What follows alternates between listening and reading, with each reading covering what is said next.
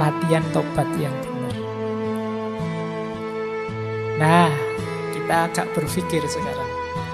Kenapa sih seperti saya bilang tadi, taubat ini dipentingkan.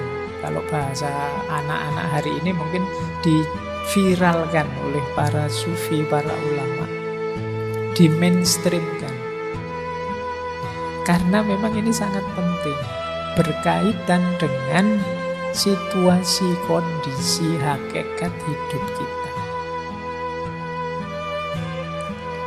Apa hakikat hidup manusia yang menuntut dia concern, perhatian dengan taubat?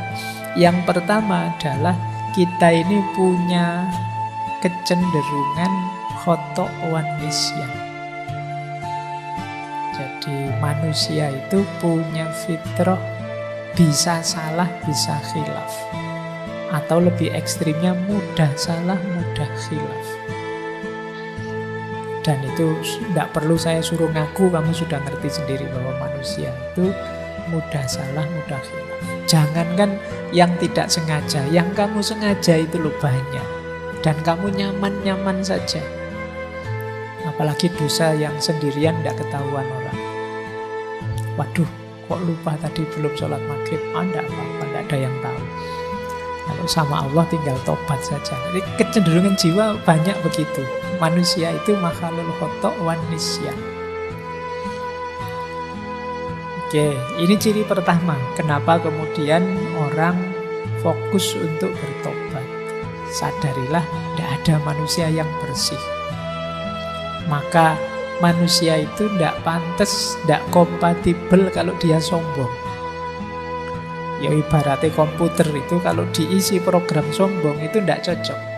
Dia akan crash.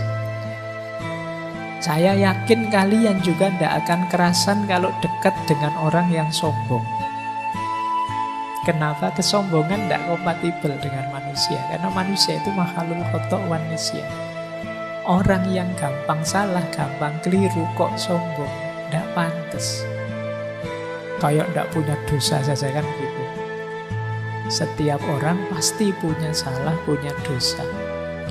Makanya kalau teman-teman kok tiba-tiba sampai pada momen harus konflik dengan orang, mungkin terdorong untuk maki-maki orang, menyalah-nyalahkan orang, menyesat-nyesatkan orang, ayo kembali dulu pada diri kita. Emangnya aku tidak pernah salah? Memangnya aku tidak pernah keliru? Tidak pernah khilaf? Fitrah kita itu ya antara lain khoto' wan nisyan. Ada sisi itunya. Maka tobat penting.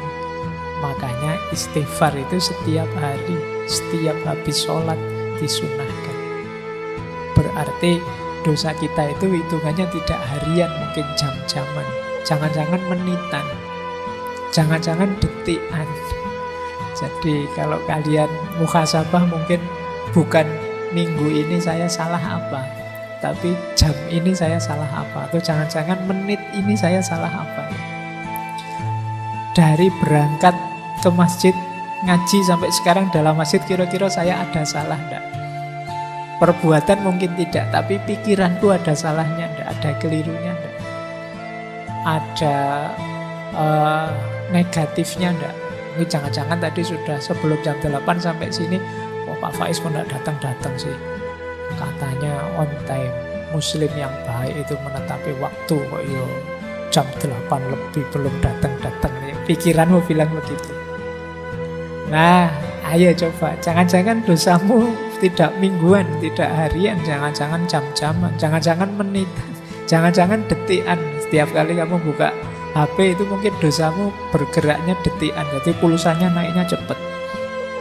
Detik ini buka gambar itu nambah, detik selanjutnya buka apa lagi nambah lagi.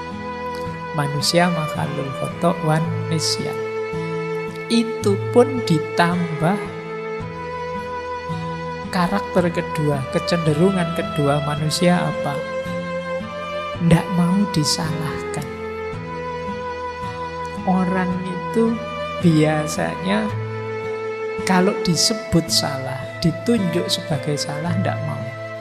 Karena manusia punya fitrah kebenaran, jadi dia merasa gelisah kalau terbukti salah. atau ditunjuk bahwa kamu salah. Padahal mungkin memang kamu salah. Itu kan yang membuat sering ada konflik orang ngantri misalnya. Orang ngantri tiba-tiba nyerobot. Terus dimarahi, mbok yo jangan nyerobot. Kadang-kadang dia malah nyolotnya lebih kuat. Padahal dia yang salah. Kenapa? Orang gelisah kalau disalahkan, ditunjukkan kesalahannya.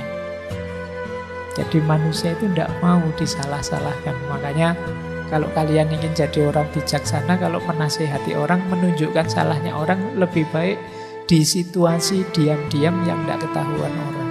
Karena manusia punya kecenderungan ego, tidak mau disalahkan. Itulah mengapa perintah bertobat itu diulang-ulang. Ayo tobat, ayo tobat. Itu karena kalau dibiarkan, kamu tidak ngaku kalau kamu salahmu banyak. Jadi ini kecenderungan kita yang kedua. Ya kalau kita bisa mengalahkan ego, kemudian saya tidak apa-apa kok Pak, kalau orang kritik menunjukkan saya salah, berarti kamu hebat. Tapi sebenarnya sebagian besar orang tidak senang, tidak nyaman kalau dibongkar salahnya. Padahal dia sendiri tahu itu salah. Sampai kadang mencari, kalau kayak minggu lalu, defense mechanism. Wah, kamu kok nonton video-video kayak gitu? Alah ngapain sih ngurusin hal kecil kayak gini? Yang dosa lebih besar banyak itu, yang korupsi itu, yang kamu malah lari kemana-mana. Karena tidak ingin yang salah itu kamu, biar orang lain saja yang salah. Nah ini kecenderungan kita. Kadang-kadang karena saking tidak bisa mengelaknya, terus kamu lempar kesalahan, nyari kambing hitam ke yang lain. Saya dosa kayak gini ya jangan salahkan saya. Mbok yo yang kayak gini nih harusnya mbok diblokir sama pemerintah, mbok tidak usah dibolehkan tayang, mbok aja kamu malah nyalahkan itu. Padahal yang nafsu kamu. Nah ini ciri kedua. Maka perintah tobat itu diulang-ulang terus. Yang ketiga, nah ini juga lanjutan yang kedua sebenarnya. Seringkali kita itu melakukan pembenaran. Kalau bahasa hari ini normalisasi kesalahan yang kita lakukan. Ah wajar Pak, manusia begitu. Saya manusia normal Pak, makanya yo ada salah-salahnya dikit kayak gitu. Dinormalisasi.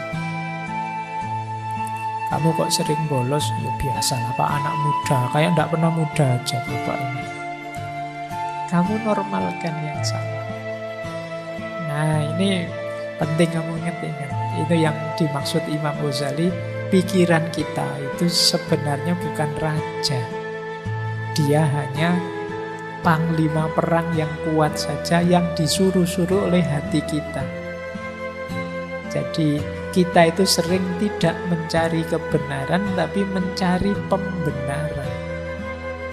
Makanya kalau kita dengerin YouTube, kalau kita mencari ustadz yang kita sukai, kalau itu mesti yang kita cari ya yang cocok dengan kebenaran yang kita yakini selama ini. Kita kalau bahasanya Sartre dulu, kita hanya ingin mendengarkan gema suara kita. Itu mengapa di ngaji filsafat ini saya lari ke barat, lari ke timur, ke Jawa, usah tak puter-puter kemana-mana, biar kamu luas. Biar kamu tidak hanya mendengarkan gema suaramu. Biar tidak hanya pembenaran yang kamu cari, tapi juga kebenaran. Karena cirinya manusia memang selalu mencari pembenaran. Nah kalau kamu sadar, kalau salah ya salah, jangan memberi pembenaran, kan berarti kamu terbuka untuk bertobat.